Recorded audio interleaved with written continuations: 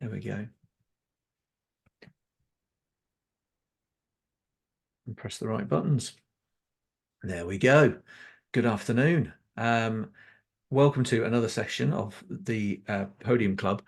Today it's a masterclass session. We're going to look specifically at pear-shaped motivation, as I call it.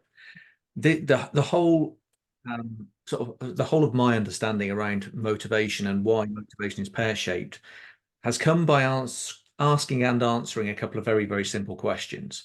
So the questions usually start. So the headline question that I've asked probably hundreds of times now over the past 20 odd years is, why do you come to work? But when I ask that question, it's got to come with a caveat almost. It's got to go through a filter, because if you just ask, why do you come to work? You get the headline answer, well, I need money. There are kids, they need feeding. There's a roof that we need to keep over our heads, all of that sort of stuff. And that's fine. I absolutely get that. We do need to take care of those things. But the almost like the nuanced version of this that gives us the real value is to ask, but why do you come here? And why do you do this job? And why do you do it with us?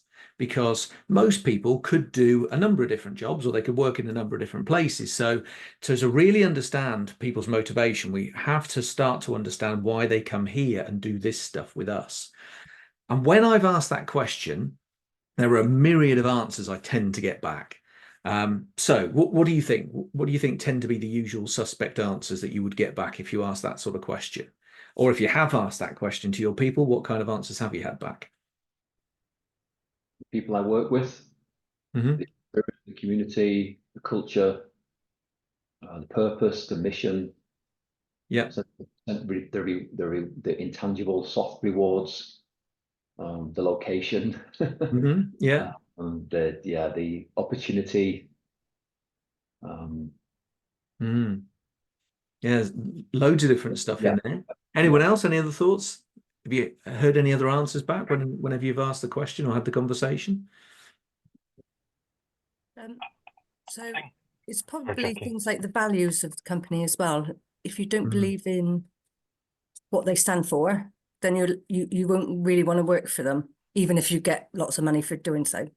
Yeah, absolutely. And I know a lot of people that have left places because they start to realize that their values don't align with that of the organization. I actually left a rather high profile job in my 20s in a Premier League football club because I became aware actually that there was no matching values at all between myself and the organization or the people in it. So I felt culturally very out of place in that kind of environment.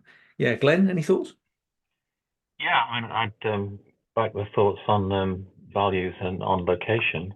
But one sort of additional thought for me is there's an increasing emphasis or trend or desire to physically collaborate. So even kind of, data scientists or software people in our team who, 18 months ago, it was really hard to recruit people who were anything other than completely remote. Whereas now there's a real kind of sense of, if we're going to collaborate on building something, whether it's physical, digital, or combined, the ability to be in the same place and collaborate. So this kind of team collaboration is a really important thing now, especially in the tech world that I'm in. It's that ability to be around physically for part of the week and to really kind of get together and build something together is a really strong draw. Yeah, absolutely. and reason for people to come to work. Yeah, absolutely. And when I think about it, and this is why it took me quite a long time to understand the simplicity. I'd heard lots and lots of different answers, and it took me a long time to realize that actually all of those answers fell into four categories. All of the answers I've ever heard, having asked this question hundreds and hundreds of times in loads of different organizations, big, small, different sectors, business, education, asked people in the military, elite sport, all sorts of different fields. All of the answers have fallen into four categories. And this is why I described that motivation's pear-shaped. The four things that I've continually seen are that they're around purpose, enjoyment, achievement, or reward and recognition. So if you think about the answers that we've just talked about, some people will talk about that they want to make a difference. They want to feel like what they do actually has an impact, a positive impact on people and on the world. So they make an impact. They make a difference. They change lives sometimes. They understand that whilst maybe they work in a function within that business that possibly doesn't have a direct impact on somebody's life, that what the organization does might have a positive impact on the world. Even if they work in IT, in finance, you know, in a back office admin function, they understand that in some way they contribute to something important. Maybe what they do makes people happy, you know. So there are lots of answers that center around the importance of what we do. And it might be the importance of what they do individually or what the organization as a whole does. Lots of people will also talk about achievement. They'll talk about improving. They'll talk about them seeing their own progress, about learning, about somebody mentioned opportunities earlier, but also that they want to feel like they're good at what they do, and that they're part of an organization that's really good at what it does, maybe even the best at what we do. And you know, hitting goals, things like that often drives people. I've met quite a few sales folk who aren't that interested in what they sell, but they love being involved in sales. And part of that is the thrill of the chase, as they often describe it, that ability to kind of hit goals and feel that sense of achievement. So a lot of people are driven by achievement is also kind of ambition. So I'll roll ambition and achievement in together, but it's often the sense of achievement that we get through our work. We talked about enjoyment. Sometimes that comes from working with great clients. Sometimes it comes from the challenge of what we do. There are a lot of people, particularly I've met lots of engineers who will say, if it's easy, it's boring. I don't want the easy stuff because that's boring. I want the challenging stuff. That gets my juices flowing. Maybe they love the processes of what they do, but sometimes the processes aren't that much fun. You know, the tasks aren't that much fun. But sometimes people literally enjoy what they do. But often they'll say it's the team, it's the culture, the environment. That's what really makes this fun. And going back to what you just said, Glenn, lots of people want to know that they're working together on something. And that actually, if you link a couple of these things together, working on something that we can all see progressing and we can all get a sense of achievement from, you know, knowing that we're contributing to something together, that gives people a real sense of engagement in what they do. And the final one is, I've put reward, but it's recognition and reward together. So it doesn't have to be reward in a fiscal sense. It doesn't have to be pounds, shillings and pence or dollars and cents or whatever. It can be, but it also could be recognition, which could start with just a pat on the back. It could start with a thank you. You know, it can be that simple. I remember, and Caroline will also remember, during my university years, I did quite a lot of, I'll call it apprenticeship work. I was working in professional sport. I wasn't getting paid for any of that. I suppose I did get paid in one sense. I got a couple of T-shirts and a tracksuit once and a kit bag. But I worked for hours and hours and hours for years for basically little pay. What really kept me going, honestly, was a pat on the back every now and again. And that's brilliant. So for a lot of people, that's worth its weight in gold. Client feedback often comes into that. And when I think about it, there are lots of people who could benefit from client feedback, but the organization doesn't have a mechanism to get the feedback from the client to the people who actually made the difference. It gets stuck in the customer service team somewhere. It ends up in a big vault of customer feedback, but it doesn't actually get to the people that really need to hear it, the people that contributed to making it happen. When we do that, often client feedback has a huge role to play in motivating people. It could come in the form of awards as well as rewards, something as daft as a employee of the month type thing, that sort of way of recognizing and rewarding people. Or it could come in pounds, shillings and pence. It could come in the form of salary. It could come in bonuses and all of that sort of stuff as well. So when we understand that actually there aren't many drivers, motivational drivers, that fall outside of these four categories. There might be some, but I haven't heard them yet. And I've been asking the question for 20-ish years. So if we understand that, we can also understand that here are some ways that we can really understand people's motivation and start gearing our world towards motivating more of the people more of the time.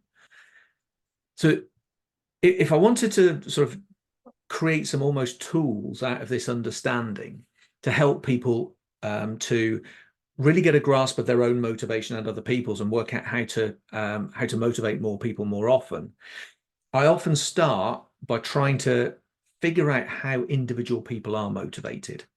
So here's a really, really simple way to do it. And this, by the way, as with everything that I share with you, you feel free to permanently borrow. This is a really, really simple way of trying to understand your own and other people's motivation. It's to use 10 blocks. And the aim is that by distributing these 10 blocks between the 4 categories of pair, as long as we distribute the blocks in a way that accurately reflects what really drives us, what's most important to us, what has the greatest motivational power for us, then we create something very, very useful indeed. Now, the rule is that you've got 10 blocks, but you have to have one in at least one in each column, because a bit like personality typing, we are motivated by all of these, but there are sort of different levels of power to each of these motivational drivers. So in this little profile that you can see here, the person whoever's profile this is isn't really motivated by purpose particularly. Enjoyment's a much greater driver for them. Yes, they are motivated by achievement and ambition, but actually reward's probably the biggest one. Reward and recognition are the biggest driver for this person, this individual. And what this tells us is a couple of things. If we wanted to motivate them, continually talking about purpose isn't really going to drive them. That's not what this person's motivation hangs around. If we wanted to motivate them, going through the door of recognition and reward is probably a much more obvious route.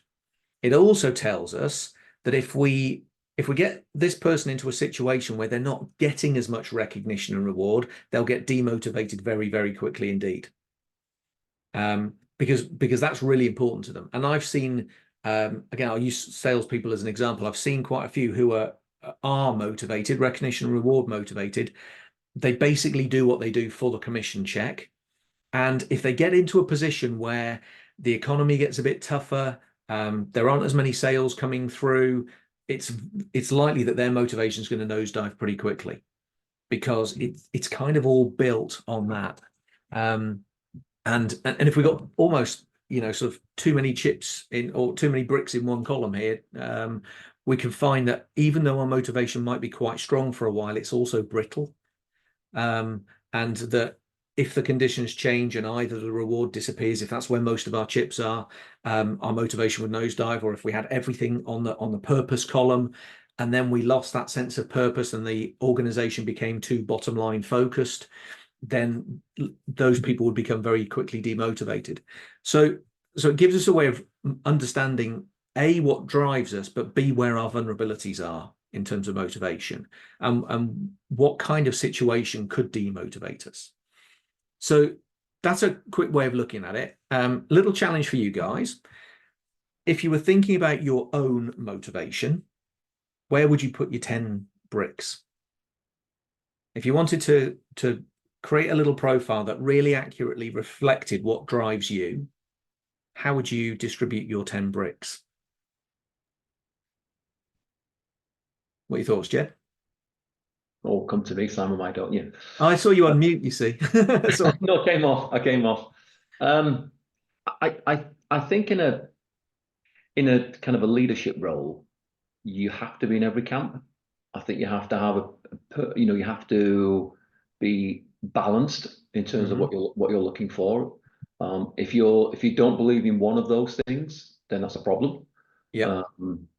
And I think also it allows you to flex to your staff as well, or the team around you, in terms of going back to what you said. If everyone's got 7 blocks in reward, that's a problem. Because I was you were talking about economy, being affecting achievement, let's say, in terms of a sales, yeah, sales organization, and if it's not going well and you feel it's not going well, then the risk is that they think it's greener somewhere else. And I think as a leader, what you've got to try and do is balance up that it isn't greener, and that there are other things that you get out of this job that you might not realise. So I kind of, as you went through kind of the explanation of the PAR on the previous slide, I was kind of nodding away and going, yeah, I like a little bit of that, a little bit of this, and not one column stood out, to be honest with you. So again, my kind of answer would be, if you could make it 12 blocks, that'd be easier. And deliberately it isn't. I know it's not. I know that. I know you deliberately did it that way. Yeah. It's not even. But I think it's enjoyment is in there as well for me. Yeah. Because there's nothing worse than having that Sunday night feeling on knowing you're back on work on a Monday morning. It's the worst feeling in the world. I think we've all, so hopefully no many people have tasted it, but you know where I'm coming from, where you dread getting up on the Monday morning. So you have to have a passion for what you're doing. So would you have 2 3s and 2 3s and 2 2s? Yes. Okay. So would enjoyment be one of your 3s? Yes, it would be. Yes, it What would would the be. other one be? I'm probably purpose, if I'm being honest with you. Okay. Believing in what I'm doing. Okay, it's a boring tech job, but to me, it's the mission, it's the goal, it's and it's my job to create and shape what I'm trying to do. So if I don't believe in that, that's a problem. Yeah. In any role, but fortunately, I do believe in it, and I am motivated by it, and I do enjoy it. And I guess I can't do without some sense of recognition, a pat on the back, like you say, or job well done, or a recognition that it's going in the right direction. And of course, we're all geared by, call it achievement, call it KPIs, call it what does good look like. Yeah. So we need to know that you're doing well. Yeah. Yeah. Cool. Brilliant. Any other thoughts? Personal reflection when you look at these? What do you think drives you, Glenn? I agree with Jed in terms of if you're looking at it from a business or a leadership point of view, you've got to be fairly balanced. From a personal point of view, you get to a certain point in your life and your career where it's all about enjoyment. I would put everything into the middle 2 columns, because it's about enjoying what you're doing. And in the sense of the 3rd column, it's also about learning. If you're enjoying and you're learning, you should never stop learning. So what motivates me is I enjoy doing something. I enjoy working with a bunch of people, and I enjoy learning about stuff. Yeah. If I'm not doing that, well, why am I getting out of bed in the morning? So I don't care about reward anymore. I care about really enjoying it. Yeah, absolutely. And I think you will see your motivational profile change as your life evolves. It's almost stereotypical, but I can remember talking to some young recruiters many years ago who were very, very reward orientated, because this was their first job. They'd fallen into recruitment, probably not through a plan, but because it looked like a good way to kick off a career. So they'd stepped into it. They had started earning quite well. They enjoyed earning. They when typically their managers would say, what's driving you, all that sort of stuff. Oh, I want to get myself a car and I want to go on some nice holidays. These kids had come straight out of education, many of them, and they hadn't really had that before. So they went after it. But after a while, I noticed that because they'd now got a lot of that stuff, they'd got the nice watch, they'd got the car, they'd got the holidays, they'd got themselves a flat, all that sort of stuff. Actually, the drive to go and get more commission checks started to reduce, until there was a point in their life when they were looking to get married, maybe have kids, all that sort of stuff. Oh my God, I need some more money again. And then the focus goes back on that. In the latter stage of many people's careers, when they've been earning well for a while, I notice them saying it's not about the money anymore. It's about X, Y, Z. I don't really need the money, or I don't need a lot of it now. It's really about really enjoying what I do, feeling that sense of achievement, feeling that sense of purpose, whatever it is.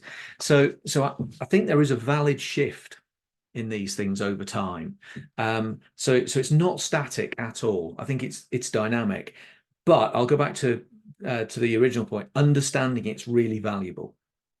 Because if we understand ourselves and we can start to understand other people, it really helps us tap into motivation on a far more sort of, I guess it's not scattergun, it's more snipered. You know, we can be really targeted about how we do this, really start to understand people. There's I was delivering a session like this yesterday for some leaders in the construction world, and I asked them, why do you think I start, when I'm working with leaders, start by asking them about their own profile? So why do you think it's important that as a leader, you understand yours before thinking about your people?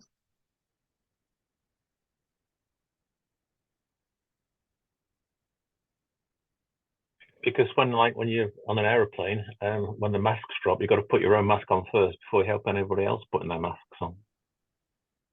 Yeah, I think that's absolutely true. And the extension to that we reflected on yesterday is that your energy, your motivation is pretty contagious. You know, it will influence the people around you, almost as a leader, whether you like it or not, it's going to. A friend of mine, Brendan, who's a clip around the world yacht skipper, shared a little insight that he had from leading his crew. He said, my mood equals the crew's mood equals the speed of the boat. So yeah, absolutely. If we don't really get our own motivation right, it's likely to have an impact on our team, whether we like it or not. So making sure that we're consistently motivated. And I often talk about really good motivation is stable and enduring. Stable means that it's not going to fluctuate. You know, it's not going to go up and down like a roller coaster. And equally enduring means it's not going to get knocked by events so much. You know, if things are going great, fine. If they're not going great, it's not going to knock us that much. So it's pretty stable and enduring. Caroline, yes. Hello. I think also it's a little bit like parenting in a way, that sometimes if you stop and consider how you feel about a situation or how you would react, gives you a better insight into how somebody else feels or reacts, and you maybe just get a clearer picture or a wider understanding of how other people feel in situations sometimes. Yeah, absolutely true. Yeah. If you don't think about it from your own point of view, you don't always see that. Yeah, absolutely. Glenn, what are you thinking? I was just thinking, going back to the sort of sporting analogy, some of the best leaders in a sporting context, and in terms of how people follow the leaders, are the sort of the types of leader, like whether it's your kind of Martin Johnsons or whoever like that, who aren't sort of maybe technically the best leaders, but they're the best at what they do. So people follow them and work with them and see them as a great leader because they're inspirational. And I'm not saying I'm as good a rugby player as Martin Johnson was, but that sporting analogy in terms of, you know, follow the leader. People do follow those great sporting leaders. Not because they're technically best or they shout at them or whatever. It's just because they're just so good at what they do that people will follow and emulate and group together after them.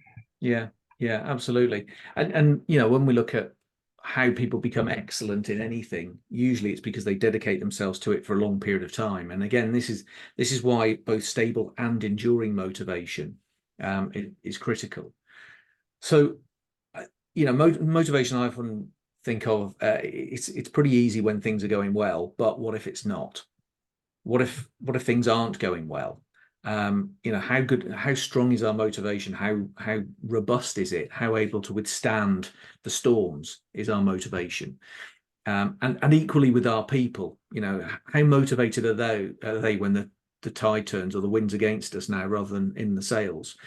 So this is why I think it's really valuable to start understanding our motivation a little bit more deeply, so that we can create that stable and enduring motivation that we require both for the long haul and whenever we hit the bumps in the road.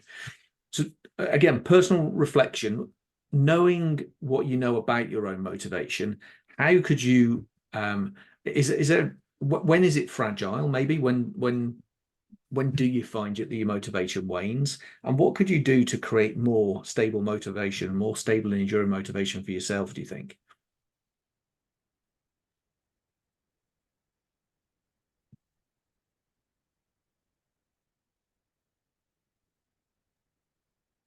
My motivation is always lowest when I feel like I'm not doing a good enough job.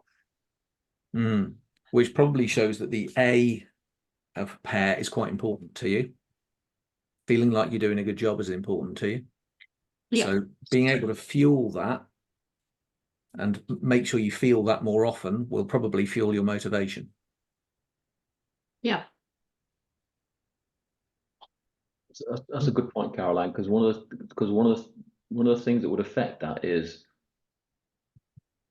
that through self-reflection, or is that through self-reflection and the lack of external validation, or therefore do you have to seek external validation before you can judge as to where you are on that journey, or whether that job's been done correctly? I am my own worst enemy. I am an absolute perfectionist and so self-critical, always in everything. I can relate. Yeah. Oh.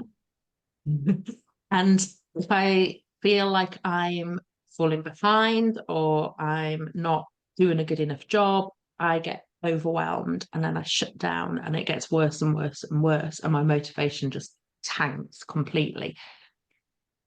And it kind of doesn't really matter too much how much other people tell me I'm doing a good job. Or, someone can say, "Oh, that's brilliant. You've done, you've done a great thing there." And I'll be like, "No, I just kind of did what I was supposed to do." And yeah, the external validation isn't often enough to override the critical self-thinking. So I'm my own worst enemy. No, I understand. It emphasizes that when I talk about focus, confidence, and motivation all living together, they're interdependent. It's very difficult to have one without the other two. Confidence usually fuels motivation because when we do something well and we feel like we're good at it, we want to go and do it again. And this is why being able to control our confidence has a huge impact on our A pillar of motivation. And if we're not in control of our confidence, either because we hand over the remote to somebody else and say, you decide if I can feel confident. Sometimes that's because we rely too much on the results. Sometimes it's because we rely too much on other people's feedback. And if we don't get positive feedback from them, then, our confidence starts to take a dip. But yeah, if we understand that those two usually go together and that particularly confidence underpins this A pillar of motivation, we're not likely to fuel our own A pillar if we don't start to control our confidence. And an understanding that, part of controlling confidence is to look at both sides of the equation, what we've done well that we want to keep doing and what we need to work on, not one or the other, always both. Because in my experience, that's the only fair and honest way to evaluate our performance, to look at both. So yeah, when we start to see, sort of what underpins these, we can also see how to create more stability in these pillars. Yeah. Any other thoughts on how you create stable, enduring motivation for yourself? Carlos has put some great comments in the chat. I don't know if you can see them, Simon. I haven't, but can you read them from where you are? Yeah, so it says, Carlos says, for me, it depends on your role and your personal circumstances. Then it's a self-awareness and understanding yourself before being able to understand others and how what you say, do/don't say or do will impact others. Yeah, absolutely. Yeah. And again, critical for leadership. Yeah. So this is a good one to reflect on. How do you create more stable and enduring motivation? And if you took the pillars and asked, how do I strengthen each of these pillars? How do I tap into more of the purpose? Understand not just what I do, but why I do it, why it's important. I tend to do this on a task by task basis often, so that my things to do list isn't just a list of things. There's also a reason with it, and I can really understand the reason why this is important, why it matters, why it's going to make a difference. That often helps me with my P column. Enjoyment often is looking for the enjoyment in things. Sometimes tapping back into the enjoyment of the challenge, for example, making sure that what I do genuinely does have a challenge, and I'm not just, sort of churning through mindless tasks. That I can really appreciate the challenge in it, or appreciate the people I'm working with, or whatever it is. The A, for me personally, comes down to recognizing the progress that I make in things, not just making the progress, but noticing it and recognizing it and appreciating the progress as well. And with the recognition and reward, it's often quite difficult if you work in isolation, and you don't have, like, we're in a business of two, Caroline and I. We don't have a rewards program, as it were. We don't tend to have financial incentives or bonuses either in the business. We don't have an employee of the month. Maybe we should. I'd never win it. That's the problem. So we don't have any of that stuff. So again, you've got to kind of look for things that are rewarding in what you do. And sometimes you just need to spend some time considering those things, because they're not going to appear out of nowhere. Sometimes we have to go looking for them. So yeah, understanding ourselves is the first element of this, because, as Brendan said, my mood equals the crew's mood equals the speed of the boat. So we have an enormous impact on our team, whether we like it or not. But we can also start to understand our people's motivation, understand how they're wired, what makes them tick. And this, again, I think is a really useful exercise, really valuable exercise for leaders to go through, just to think about their people. That a lot of leaders I've spoken to attempted to ask their people, and there's nothing wrong with that at all. But some people don't really understand what motivates them. They almost understand what they'd like to be motivating. So most people sort of overweight purpose, because they think that's a good answer, it's a virtuous answer or whatever. If you look at the decisions they make, the choices they make, how they behave, then you start to see what truly motivates them. I'm a great believer that if you want to find out what's important to somebody, look at how they spend their time and how they spend their money. That'll tell you what's important to them. What they say, and it's not that people are lying, they just don't usually understand it in any detail. So if you look at the choices that people make, the decisions that they take, the behaviors, all those sorts of things, you start to see what really does motivate them. You'll also see them in different situations and environments, and you'll know when they're more motivated and when they're less motivated. That if we took away this, we'd probably erode your motivation. If we took away that, it probably wouldn't have much impact. So you can start to understand the motivation of your people. One of the classic traps that leaders fall into is to imagine that everyone else is motivated the same way they are. I've seen so many senior leaders in business who are, for example, achievement motivated. They just want to be the best, and they assume that everyone else will be motivated in the same way, and they get really frustrated when they're not. But the chances are most people won't be. Statistically, most people are not going to be motivated in the same way you are. It's the same with I've often seen leaders in sport who are rewards driven. They're driven by the result, so achievement and reward in combination. And they look around and some of the rest of the team aren't, and they can't get their heads around it. Why wouldn't they be? Well, because not everybody's geared the same way you are. So understanding other people's motivation allows us to not try and motivate them the same way that we would be, but understand theirs and then start tapping into that. So just for a second, have a think about maybe a person that you work with, maybe the person that almost you find it most difficult to motivate. And I talked about a couple of examples of construction leaders I was working with yesterday. One was somebody who was consistently in second gear, but very rarely in third or fourth. They just seem to love second gear. So how can we get them into third gear a bit more often? I mean, there's nothing kind of wrong with second gear, but it's only second gear, it's not third. And then we had somebody else who was saying that their challenge was they had a member of their team who was in sixth gear sometimes and reverse sometimes. And we just needed to consistently get them in a decent forward gear more regularly. So have a think about somebody who might be your greatest motivational challenge as a leader, and just have a think about what their profile might be, where their blocks might lie, how they might be distributed.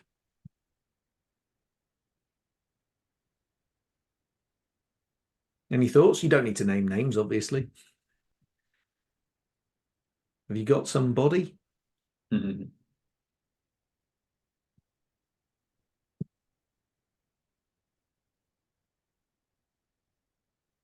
You're making me think, Simon. I've got somebody at the moment that we've described as just lost their mojo.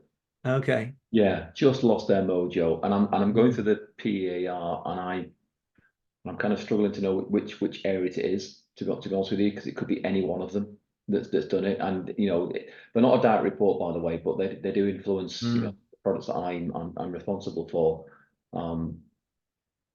But what you've been able to do is kind of focus on what's there, where would their 10 blocks go. Yeah. And I'm definitely it's in all of them, but I'm struggling at the moment to work out which one it actually is, where the mojo's least, so to speak. Because obviously, as I say, economy's not great, recognition, reward therefore isn't great. They've been here for 10 years, so then purpose, the mission, that could have been eroded somewhat. Yeah. But yeah, you've made me think. Yeah. Yeah. Equally, it might not be a challenge to them anymore. Correct. If they've been in a job that they pretty much could do with their eyes closed now, that sense of challenge might have disappeared. The sense of achievement might have disappeared with it if they feel like they're stagnating. Yeah. So yeah, there could be an awful lot of these that have been eroded for them. Yeah. And actually, you saying the challenge was you could do with a few more blocks. They might look at it and go, 10's too many. Yeah. I don't need all 10. You can keep 4 of them. And actually that might be a sign that actually all of them have been eroded in some way. Yes.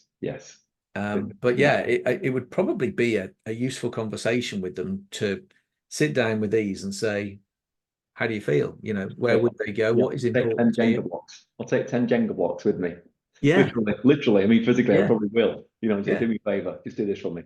Here's an exercise. Absolutely. Yeah. And as I've reflected with leaders, where the blocks go, I mean, it's useful, absolutely, but it's the conversation that's really valuable. Yeah.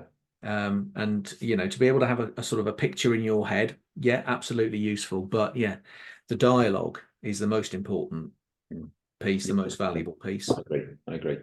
Yeah. Any other thoughts?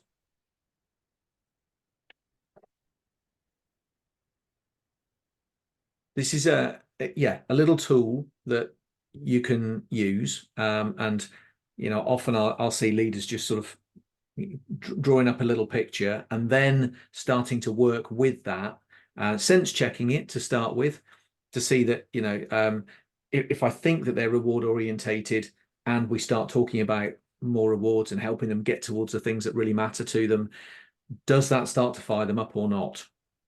That's a great way of sense checking it. Or if we look at more stuff around ambition and achievement and helping them get that real sense of achievement, that they're progressing, they're doing well, they're delivering well, etc., does that start to motivate them if we start to get more of that right? And these are the little things that you can use to litmus test and sense check this as you go along.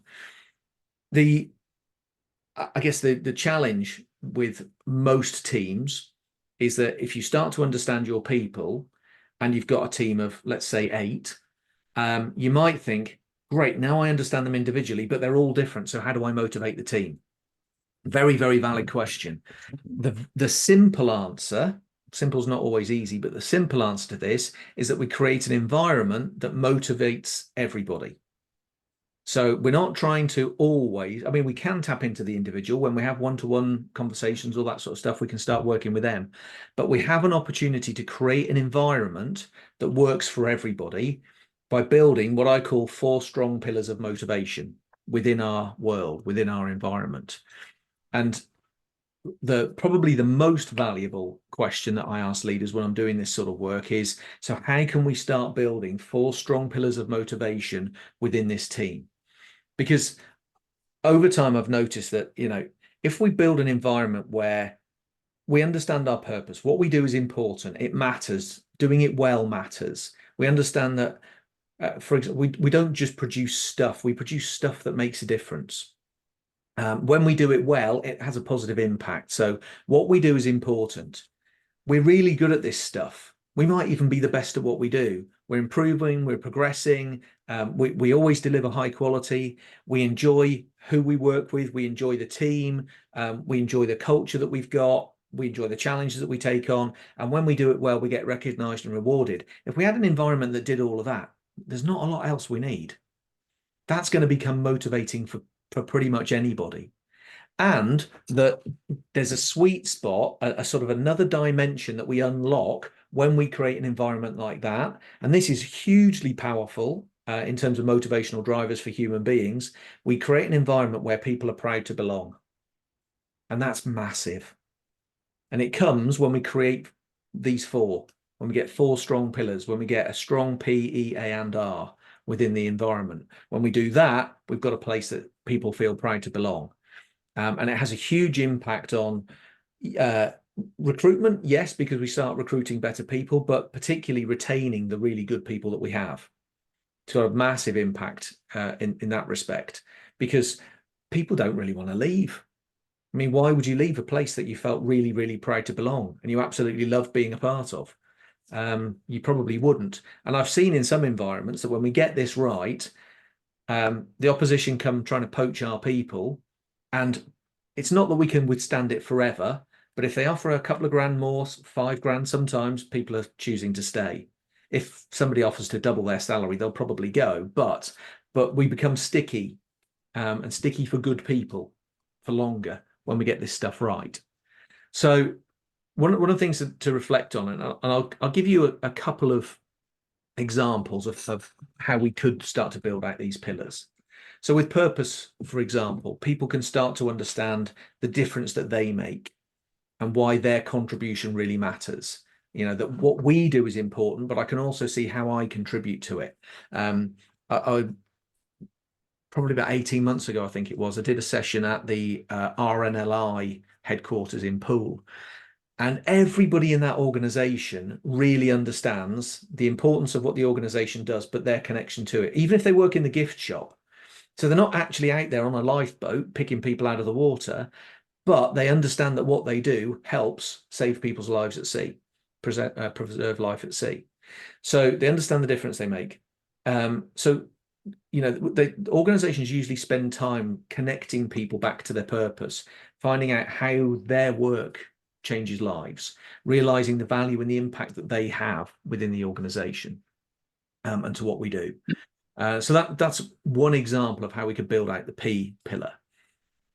With the A pillar, the ambition and achievement, make sure that our goals are meaningful. They're not just goals. In so many organizations I've walked into, that they do a goal setting exercise, or they open up their year with a new set of budgetary targets and all that sort of stuff. And most of the people who are sitting in the audience watching that stuff are going, it's another number. Last year's number was this year's number is that. Great, wonderful. Even if you tell us what it's going to equate to in terms of shareholder value or valuation of the business or whatever, so what? Honestly, don't care. The leaders of the business care, CEO, MD, FD, probably they care.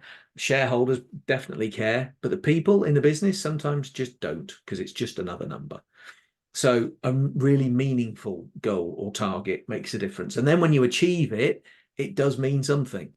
It's not just that you ticked a box. And that we also tap into learning and improvement and make sure we're realizing the progress that we're making on an individual and collective basis. That if you took a snapshot of us last month, we were here. This month, we're here. If we keep going next month, we'll be there. That understanding that we're always getting better is incredibly motivating. The E column, the enjoyment, often comes from, if we link the sort of the E and the A, I start to enjoy what I do when I know that I'm good at it. So by improving my skills, I enjoy it more. There's a psychologist many years ago, a guy called Mihaly Csikszentmihalyi, who wrote about flow, the concept of flow, being in a flow state where everything just seems easy. Other people call it the zone, being in the zone. To get into the zone, you have to have a balance between your perception of the challenge and your perception of your skills. So if you think that the challenge you're taking on is too difficult for you, you're not going to enjoy it. You're just going to feel like you're no good at it. If it's too easy, you get bored. So often people either need to increase the level of challenge or increase their skills to match the challenge in order to get into that flow state and start enjoying the tasks more.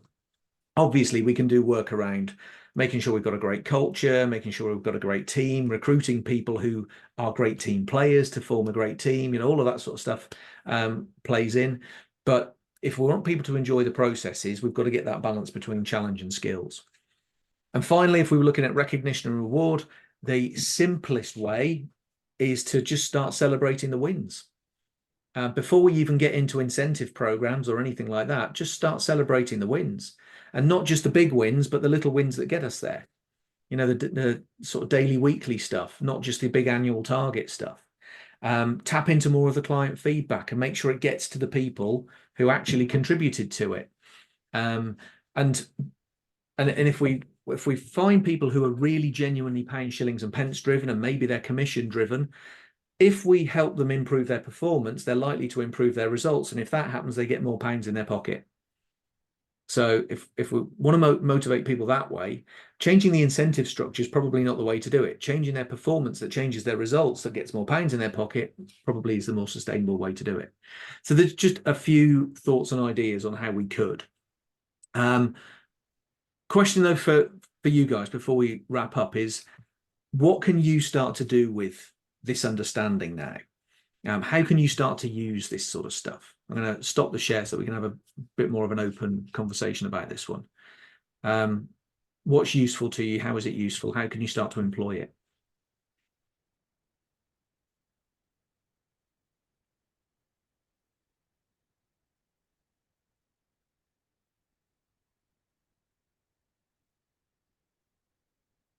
Who's going to go first? That was a long pause. Yeah. I like to think that there were cogs turning. There was. I think, look, you've got to start with yourself. You've got to analyze, exactly, if all the things we discussed at the top of the hour when we discussed, what is motivation, why do you work here? Why do you work here with us on this thing? We can now take those 10 blocks and start to decide what works for us. And again, as leaders, how do we create a sustainable, stable, and enduring motivational practice? And that for me, when I was asked the question, I think it's about emotional intelligence as well. I think it's about we're all of a certain age, let's say, on the call, or in a certain position where you have to be stable. You can't be erratic. You can't be, life and soul, and at opposite ends of the pole. For, reverse gear and sixth gear. That doesn't work in any organization. And we've got to, be able to tap into all of those. So when you were asking the question before about, how do you create motivation for all in a team that's obviously different characters, it's a bit of everything. And, in terms of communication skills as well, we did a recent training session about communication styles, and, throwing up a PowerPoint isn't for everybody.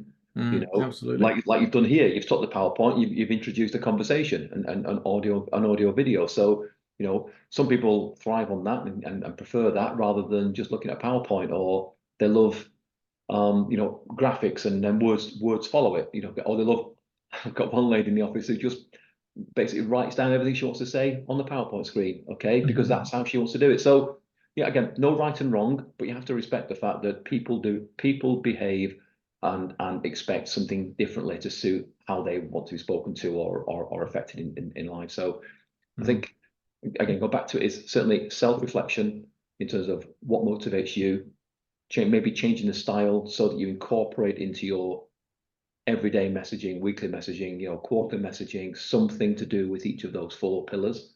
Yeah. That if we do this, we'll get a better team spirit. We'll achieve the goal, and we'll all get something for doing it. Yeah, absolutely. So there's something in there for everybody. Yeah, and actually, when you think about it, there's a little rhythm there. Yeah. And that you could start to apply onto most things. Yeah. You know, I reflected when I wrote Motivation is Pear-Shaped, I reflected that I don't disagree with Simon Sinek and the whole start with why. I Yeah. just think there's more to it than that. Yeah, no, that's fair. That's fair. And you know, starting with the why and the purpose, absolutely brilliant. But for some people, they'll go, yeah, so what? You know, I just want more pounds in the bank account, please. I really don't care why we do what we do. I just need, you know, I've got kids on the way. Yeah. I need some more money. Yeah. So for some people, you know, if we only stopped there, we'd miss them. So that's why that rhythm that you talked about, let's keep talking about the purpose and the enjoyment and the reward. Let's build them all in together. Let's create a flow around that. We're likely to create motivational messages that do tick most people's boxes. Yeah. Caroline, thoughts? A question, if that's okay. Go on then. I was thinking about what Jed said about his person who's lost their mojo. And there's got to be at least a 50-50 chance that the mojo is nothing to do, or the effect on their mojo is nothing to do with work, and that it's a home situation or a personal situation. Absolutely. So if external factors beyond work's control are affecting somebody's motivation and work performance, if you like. Yeah. How do you tackle that? Yeah, good question. Mm. I suspect there's an element of, like you see, and it's obviously quite delicate in terms of how you draw that out. Yeah. Many people, when they've got stuff going on at home, find that work is a bit of a sanctuary if it's providing them with what they need motivationally. Because actually the sense of achievement, the sense of satisfaction, the sense of enjoyment that they get from being in the workplace could actually be therapeutic, cathartic for them. It could provide them emotionally with what they need. Sometimes it provides them with a sense of belonging that they don't have outside of work. So actually, if we get this stuff right, it's not that we'll ever cure whatever the issue is, but we may create something that really serves them in that respect. What we're unlikely to do if the organization is what we'll call it kind of ruthless, bottom line focused, only about profit, etc. We're unlikely to do that if the organization's too sort of unidimensional in that respect, one dimensional. And you know, if I think about many working environments, there's a boss who's feeling under pressure to hit a target. They use that to crack the whip and try and get everybody else to do more, hit higher targets, you know, produce more, etc., etc. That kind of environment is never going to serve somebody, whether they've got outside stuff or not. But if they have got outside stuff, they'll probably find themselves just putting in sick notes and, you know, trying to escape that kind of environment. It won't ever serve them. So when we get the motivational environment right, even if people have got stuff going on outside, we're likely to find that it does help them in some respect, although it won't take away the thing that's causing them the issues outside. I mean, that's got its own cause to it. But yeah, I don't think I can't see a downside to creating a really good motivational environment that engages people, and it could have a positive impact for people who've got life stuff going on, would be my take on it. Any other thoughts on how you use this stuff? Because I'm aware that the time is ticking on. Didn't pause for us, you know, didn't pause to give us a bit more here. Well, if you have, please drop them back into the LinkedIn group. You know, you might ponder on this stuff, driving, taking the dog for a walk, whatever, sometime over the weekend. Please share your thoughts back into the group, and then we can pick up on, you know, where everybody thinks they might go with this, and it might spark some more ideas of our own. So those are ways that we can build the pillars. If you're interested, if you want to dive a little bit more, the book is out. It's on Amazon. Motivation is Pear-Shaped. Hopefully you'll find it fairly quickly and easily without too much searching, using the words motivation is pear-shaped. And it's not a very long book. It'll take you a couple of hours cover to cover. And it's also got some sort of workshop type exercises that can walk you through this, and hopefully make it a little bit more real and give you some tangible tools.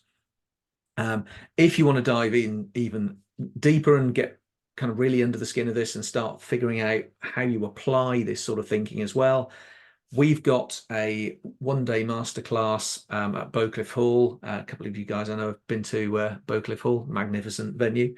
And we're going to be looking at building this into your organization, really starting to get under the skin of how we motivate ourselves consistently, our people, start talking about practical examples, start looking at how we can build these pillars into our own organization in our own way, so that everybody at the end of that day takes something that's incredibly practical that they can go and apply. You know, literally the following day is my litmus test for whether it's tangible and applicable or not. So take this stuff back into the business. So that's there.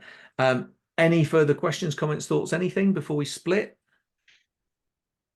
No, once again, thank you, Caroline. Thank you for putting this on. Really, really helpful. Absolutely. I will Thank you very email much. the slides to everybody. Thank you. Yeah, we've recorded this one as well, so we'll send out the YouTube link once we've got it uploaded. Okay. Super.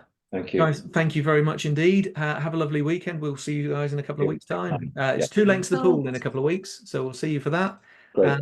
Thank you very much. Take care. Have a great Thank weekend. you. Bye. Yeah, bye-bye. Bye-bye.